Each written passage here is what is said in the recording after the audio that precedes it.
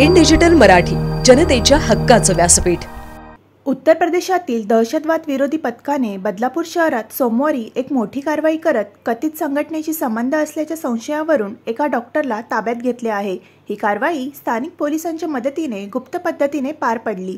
Police सूत्रांनी दिलेल्या माहितीनुसार अटक करण्यात आलेल्या तरुणाचे नाव ओसामा शेख असून तो बदलापूर पश्चिमेकडील स्पंदन हॉस्पिटल या रुग्णालयात डॉक्टर म्हणून कार्यरत होता।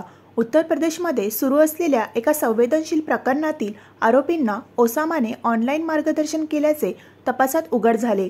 या कारवाईसाठी उत्तर प्रदेशच्या पथकाने ठाणे परिमंडळ 4चे पोलीस उपायुक्त सचिन गोरे यांच्या मदतीने स्थानिक पोलिसांशी समन्वय साधला होता। या कारवाई दरम्यान काही महत्त्वाचे पुरावे हाती लागल्याची माहिती देखील सूत्रांनी दिली आहे। ओसामा याला उल्हासनगरातील चोपडा कोर्टात हजर केले असता न्यायालयाने त्याला 8 तारखेपर्यंत पोलीस कस्टडी सुनावली आहे।